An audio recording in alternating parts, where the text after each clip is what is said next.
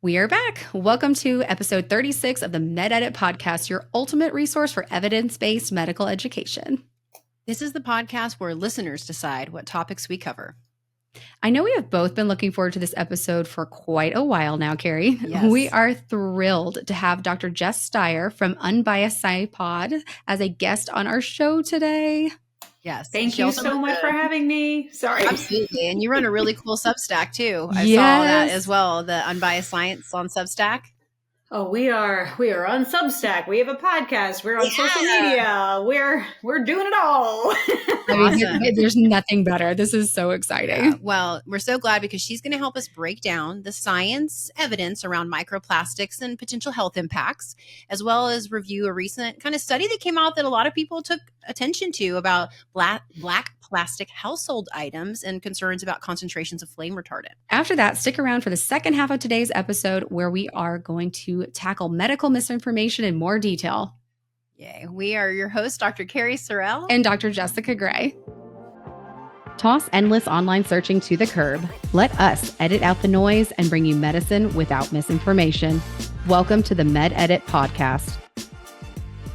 All right. Dr. Steier is a wonderful public health scientist who is dedicated to bridging that gap between scientific education, which can be very complex and very difficult for the public to understand, which sounds a lot like what we try to accomplish on this podcast with medical misinformation or medical information in general. And, as we mentioned before, she's a founder of Unbiased Science, the CEO of Vital Statistics Consulting, and executive director of the Science Literacy Lab, which is a 501c3 nonprofit organization. So it's very accomplished as all the other stuff she mentioned. And we are very excited to have you again today, as we mentioned. Thank you. This is really cool. And honestly, I love bridging the gap between the world of public health and clinical medicine. And this is right up my alley. So thanks again for having me. Absolutely. I think that's the best part, right? Is that that's so much in the news right now is the public health aspect. And so people are really trying to reach out and find out fact from, misinformation at this point. And so you're one of my favorite people to follow because I get all of my things that I can reshare to my patients and quote even. I'm like, hey, look, here's the actual science from the public health scientist perspective. So one of the things we're going to do today is talk about a super interesting topic, and it's that microplastics. So if anyone's like me, that even as a physician, I kind of went down the rabbit hole of microplastics. We started talking about it. I have a couple girlfriends. They started sending me things and I'm like, I've got little kids. I'm going to get rid of everything plastic in my entire kitchen. And I just went on an Amazon spree of buying everything silicone instead. And then I was like, well, if I put that in the freezer and it's plastic, and it just kind of spiraled. And so even as a medical professional, I can feel that feeling of, overwhelming and wait, what should we do? What is actually fact versus fiction? So Dr. Steier, let's start by answering that question. What is microplastics? What are we talking about? Okay, I am so happy that we're talking about this because you're right. Microplastics, I feel like they're in the news every other day. There's some really scary sounding headline that makes it seem like we're all about to die and microplastics are killing us. I think as with most things, there are seeds of truth, but a lot of things blown out of proportion. So really happy that we get to dig into it. But so microplastics are, as the name implies, tiny plastic particles that are smaller than a pea, right? So we typically say smaller than 5 millimeters. And they come from two main sources. So there are primary microplastics, and these are deliberately manufactured small, like microfibers, microbeads, although there's a whole other conversation we could have. Most microbeads have been completely phased out. So that's a little bit of a moot point. But then there are secondary microplastics. And this is when we're talking about the breakdown of larger items like plastic bottles and packaging and textiles and all those things. And I actually did a podcast episode on this, and I had two toxicologists on the pod. And my main takeaway was, we can't avoid microplastics. They are ubiquitous. They're everywhere. They're in our oceans. They're in our waterways. They're in our food. They're in our air. And they are even in human tissues as a result of a lot of, human activity and the fact that we use these plastics. So, and I think I heard you ask, but tell me if I'm preempting your next question, but how are we exposed to these things? Yes, absolutely. How does that happen? So, I mean, again, I'm flashing back to this conversation with the two toxicologists. The answer is like in every way possible. So multiple routes of exposure. We ingest microplastics. They're in our food. They're in our water. We inhale them. And we also come into contact with them with our skin. So food and water are definitely the major sources. A lot of people talk about bottled water. There have been some studies where they'll find scary things like a bottle of water can contain up to 240,000 particles per liter. Like that sounds quite scary, right? We'll talk about it. Also, when you test indoor air versus outdoor air, we almost always see higher levels indoors, primarily due to things like synthetic furnishings, also synthetic clothing fibers. So this was a big one, and we should maybe chat a little bit about it, but synthetic clothing fibers shed when we wash them and when we put them in the dryer and then when we wear them. And then also food packaging and containers, like you said, especially when we heat them. And so I don't know if I'm sure we'll get into mitigation in a moment, but heating plastics is definitely not typically recommended. Absolutely. And so, I mean, that's the thing is like when we talk about where they all are, that is terrifying. Like, that is so overwhelming. It's everywhere, right? So what are the studies actually saying about the levels of these things in the human body over time? Because, sometimes we talk about something being everywhere, but what's the actual effect on the body? And because what we're talking about now, I basically can't breathe air. I can't wear anything but maybe like a burlap sack and, not wash myself anymore or something, right? Like what are we saying what actually happens over time with the body? Where are we saying with these microplastics? Yeah. And so there's been a real push to look at microplastics, and our technology and, research technology has really advanced significantly. So it does seem like, oh my gosh, there's this major increase in microplastics. And that might still be the case that, we're exposed to a lot of plastic, but also we're getting a lot better at detecting microplastics and small, like microplastics, right? So really, really, really tiny particles. So I say that to allay some of the concerns that we have better ways of identifying microplastics and things, right?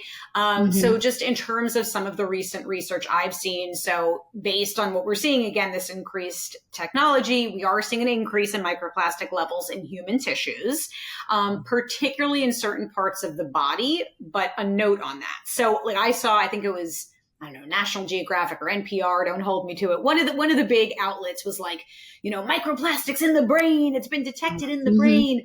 But we have to keep in mind that the brain is soft, fatty tissue. And so it likely retains, the way that we test for it, it could be an artifact of the testing and the type of tissue in the brain, and not this major red flag, oh my God, our brains are completely riddled with microplastics and we all need to be panicking. But yeah, so the brain does typically show higher concentrations compared to other organs. But again, it's really, we think, more just the nature of the brain tissue. What else? Polyethylene, so PE, is typically the most common plastic that we found. So that's plastic bags, Tupperware, plastic, all the things that we're using in the kitchen.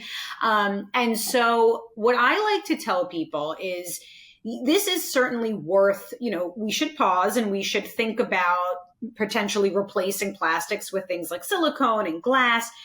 But we also need to understand that when we replace something with something else, there are also other impacts of those things that we're replacing them with. So there's this larger life cycle assessment. And I'm not going to sit here and pretend that I can tell you with certainty that glass is 100% of the time always better than plastic. So just some food for thought. And then it's not like there's a real urgency. So over time, I will say, as my Tupperware gets stained with marinara sauce or whatever, I'm not going to replace it with plastic. I'm gradually replacing my Tupperware, for example, with glass. So it's not a panic situation. It's just this gradual change. What else? Well, I'll pause there. Did that all make sense? Yes. Yeah. And I think that's good. It's not a panic situation, because that's where even personally, I'm like, I'm spiraling. We have to rip everything out. And then I'm like, I don't have any kitchen utensils because those ones had plastic. So yeah, I agree. That's personally something I've done too, is I've moved all the Tupperware stuff to glass, and all my kids, foods that I send is in glass, or they make the stainless steel kids, what are those things, like lunchbox things that Bento you can Yes. set, the bento boxes and stuff, which I think are really love interesting. those. Yeah. But I guess, yeah, it's like, okay, we do all that. And is it worth it? Right, Cari? Like, is that actually like worth it? Yeah, We've talked about. I think and the question too is you always have to look at, we face the same thing with medicine and medications is sure, we have data. Now, how does it actually impact health? I think that's always the question, right? Like, yes, sure, we know it exists. And so what are the potential health impacts that we are looking at with microplastics? Like, we know we can test for it, but what are we going to do, or what can it do? And the answer to that is, honestly, we don't really know. So it's that translation from, okay, this is happening, that it's present in our body, but we don't know. We just don't know. Again, thinking back to this conversation with the toxicologist, like a lot of us are concerned, like, okay, could it be accumulating in our GI system? Is it affecting gut bacteria composition and nutrient absorption? And, could it trigger inflammation responses or affect lung function over time or things like that? But at this point, it's theoretical mainly because we really don't have a lot. Like, I can't think of a single study that shows, okay, microplastics are causing this health outcome at this time. So really the research is still evolving. So real world exposure levels and health effects definitely need more rigorous study.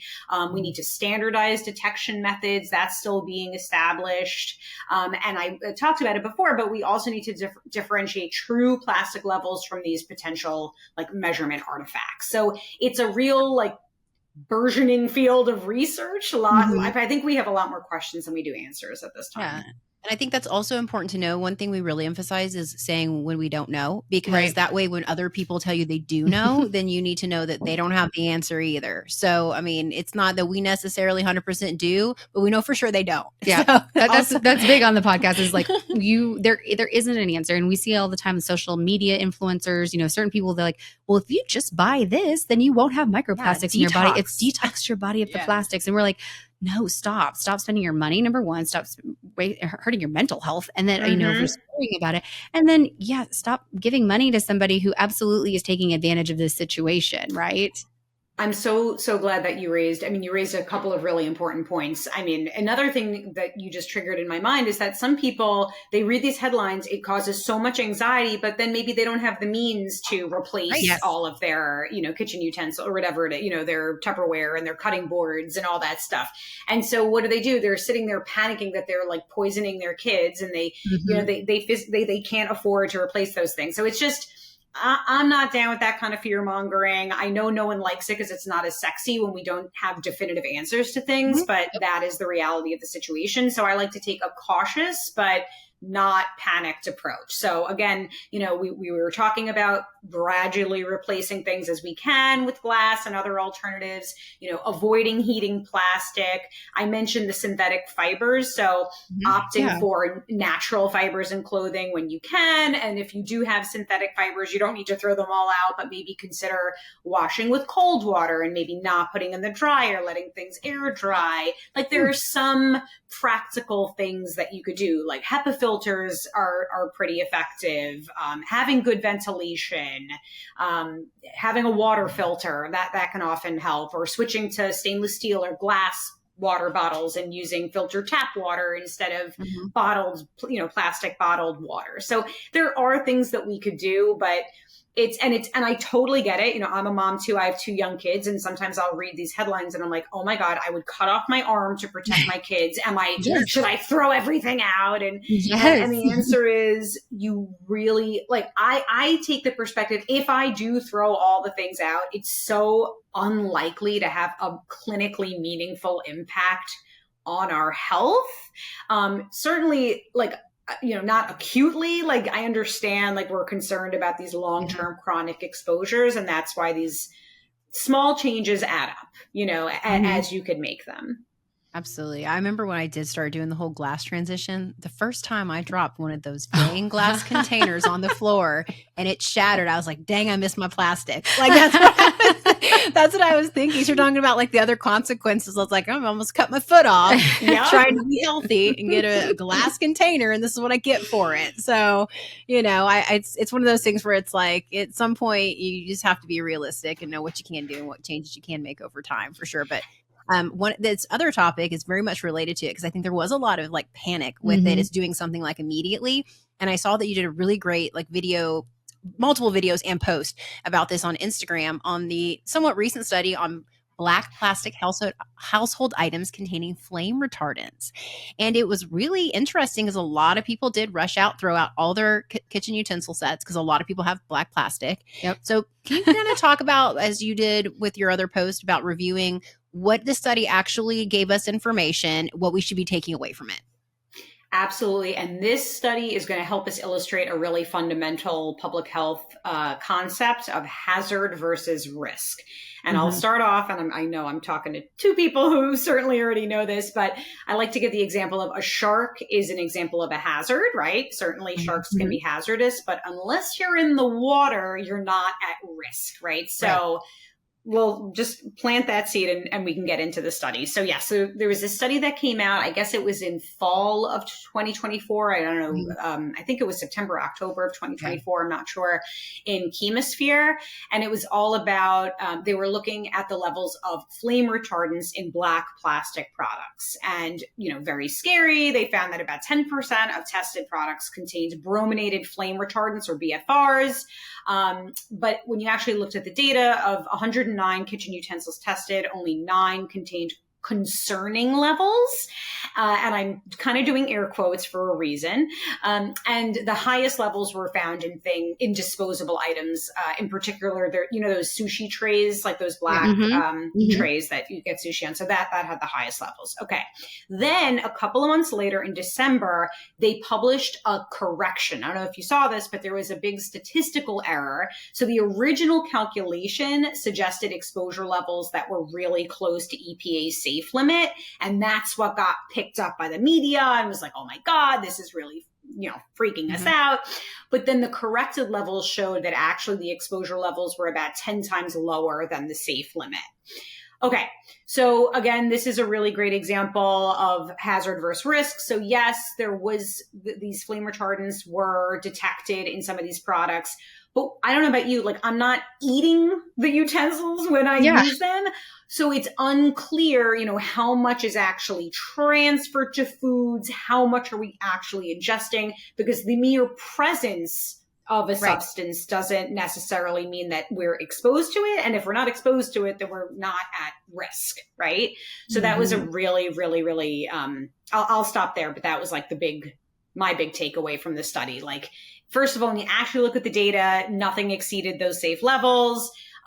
Because they're in the black plastic utensils doesn't mean that our bodies are absorbing those things. And again, it's one of those things like I used this morning my black spatula to make pancakes for my kids. When that gets starting to look a little cruddy, I'm going to replace it with something that's not black plastic, but I'm not like absolutely panicked right now. No, I love that. And I think I'm going to start using the shark analogy for my patients when we talk about these things too, because that's a really good way to kind of have that discussion. You're right. Like we're not eating the utensils, but right. And over time, if it wears out, replace it. And because we have options now too, or if you can afford the options to, think about these things. But I'm the only one though that gets the sense, and it's probably just me being a conspiracy theorist or jaded, but like I feel like the people who manufacture the alternatives also pick up on these, and then the prices just skyrocket. It's like, yes, you can have stainless steel for the high price of 3 times of what you could get black plastic for, and then you're just like, okay, that's just not reasonable for a lot of people. Right. For sure. Again, it goes back to like, that's just not practical for a lot of people, right? To replace with that.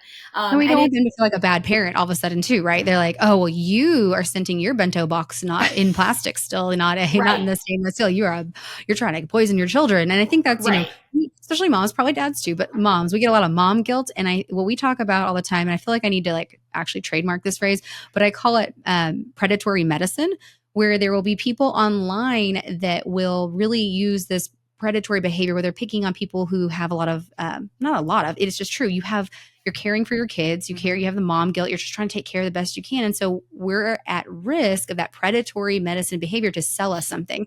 If Instagram hears us talking about the microplastics, I will leave this room and have so many ads for all the alternatives. And I'm just sitting here, I'm like, okay, take my money, right? Right. And I've actually seen patients with mental health concerns, like truly, they've needed to go to some therapy. And it's a really hard thing to kind of pull out this anxiety of being like, okay, what is in our control? What is out of our control? Right. Yeah. Such a good point. And the reality is, I had Dr. Joe Schwartz, who's this brilliant chemist. He's amazing. And anyway, we could do a whole pod episode on his brilliance, but he always reminds me, he's like, the second you leave the house, like we're exposed to things constantly, all types of, and we have to accept some level of risk, like even getting in our cars. I know like that doesn't sit well with people, and people are like, well, shouldn't we do everything we can to reduce everything? And it's like, it's just so difficult. It feels like we're picking and choosing. We're getting exposed to so many things all the time. And yeah, I mean, if we do find out that something is harmful or potentially harmful, it's a good idea to minimize exposure when you can, but there's no like immediate sense of urgency that I don't think it's warranted with either like microplastics or, black plastic utensils.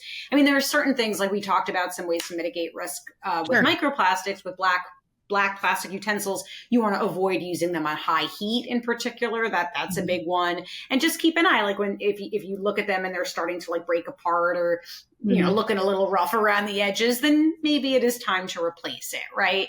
But oh my gosh, we've turned into such a fear-based society. And there's something called the risk perception gap. And I don't know if you're familiar with that term, but it's like, there's a major gap between what we perceive as risk and what the actual risks to our health are. And we tend to focus on these specific individual ingredients and like food additives and like, where the major things we know, like skipping your pap smear or, not getting vaccinated or not washing your hands or whatever, climate change and like all the, the major things that are most likely to impact us.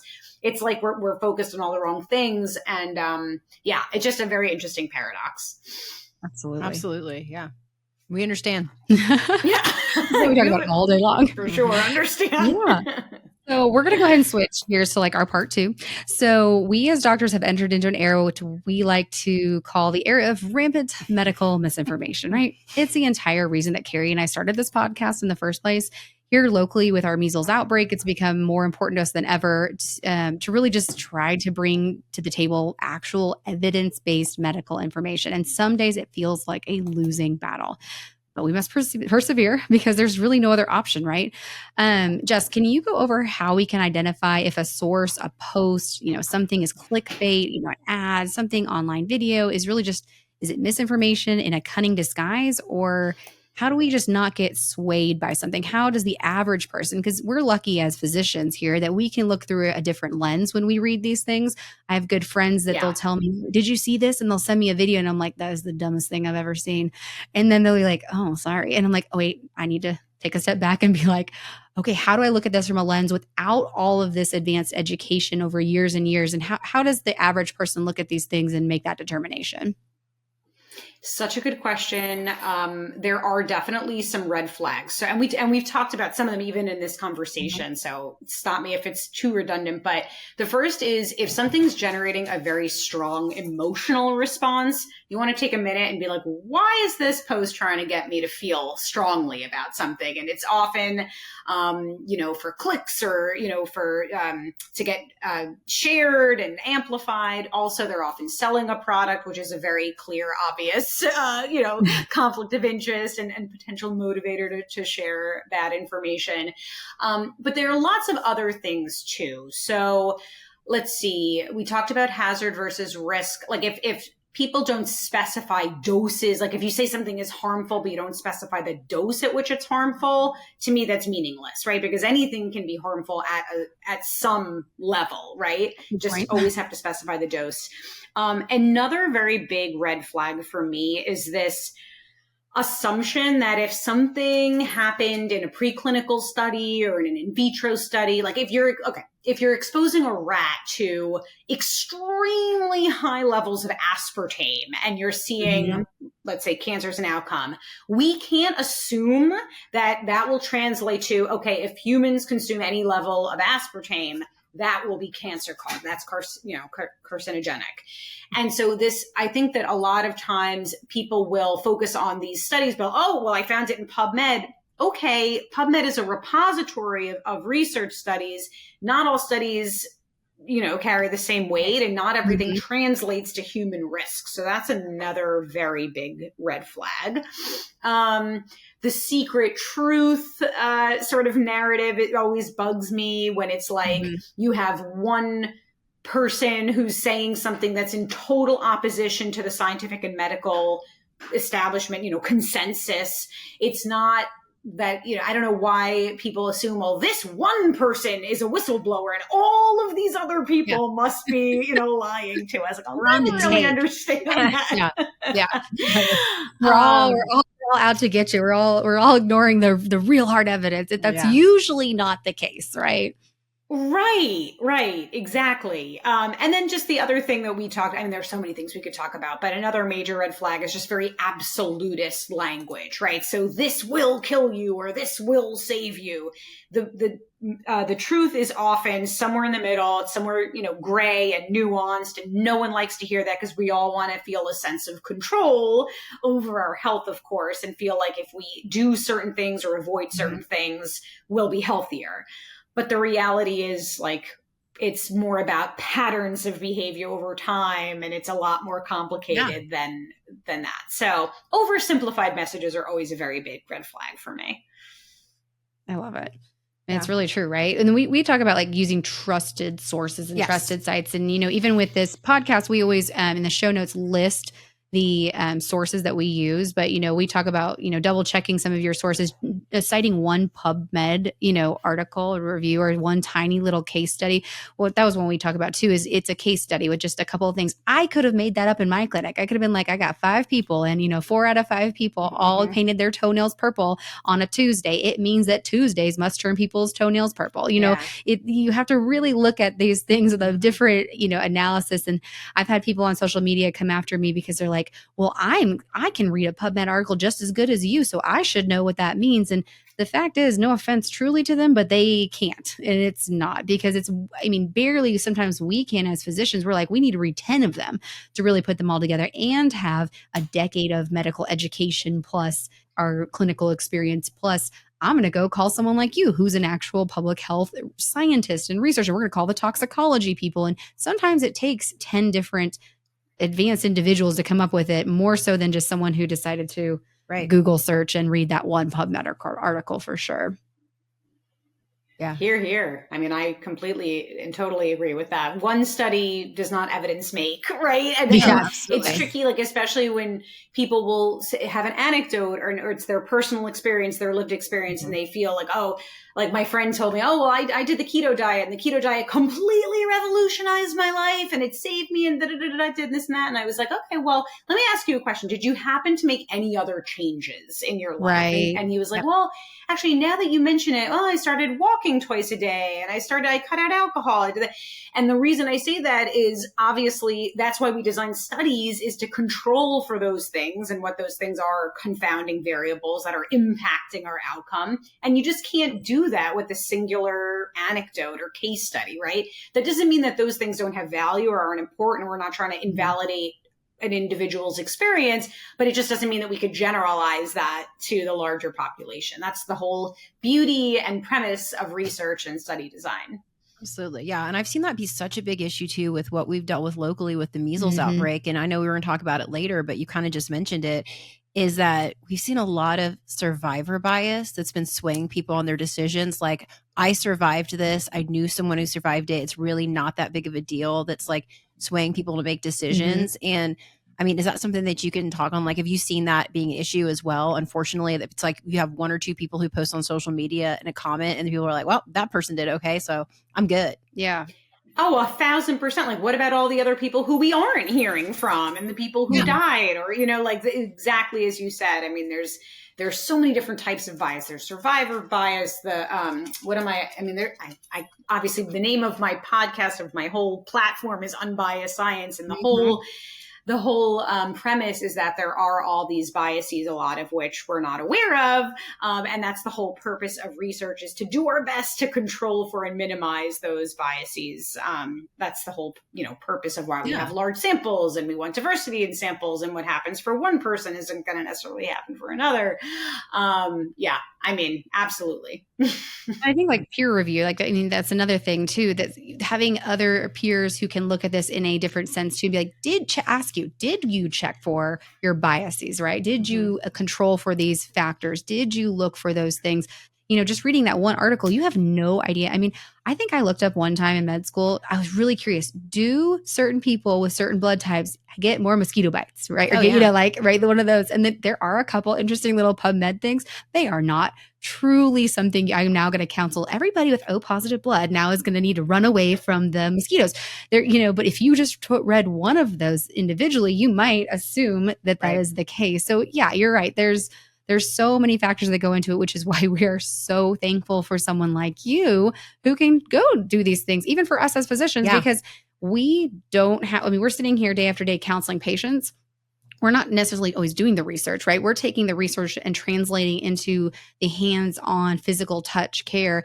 And so that part of it, that's our realm. And so we need these scientific researchers who spend all day long with this and actually, talk to toxicologists and all that stuff to help us. And so we're so appreciative of you and your expertise and taking your time. I know our listeners are searching for this information. We could probably do 8 different episodes all about every tiny little thing that we get asked on a daily basis. So for our listeners, if you're not already, please go follow Dr. Steier on Instagram, look her up, her Unbiased Science pod. She's amazing. And then of course, don't forget, if you are a listener claiming your CME credit, look in the show notes for those instructions, how to do that for free. Super fun. Yep. And for all of our listeners, thank you for tuning in. Please like, subscribe, follow us on our socials, share this episode, and let us know what other topics you're interested in through our Instagram or TikTok, and stay tuned for the next one. Thank you for listening to the MedEdit podcast. Please click the follow button to be notified when more episodes become available. For more information about this episode and to find out how you can reach Dr. Cari Sorrell and Dr. Jessica Gray, please visit today's show notes. Be sure to follow us on our socials, Facebook, Instagram, and TikTok to stay up to date on all things the MedEdit podcast. The information and content has been made available for informational and educational purposes only and does not constitute a physician-patient relationship. If you need medical advice or help, please contact your personal physician. The views and opinions of the guests do not necessarily reflect the views of Dr. Jessica Gray or Dr. Cari Sorrell. This podcast should not be considered an alternative to medical advice or diagnosis or confirmation of an illness or disease. Please seek help from your personal care practitioner. Thank you for listening, and tune in next time.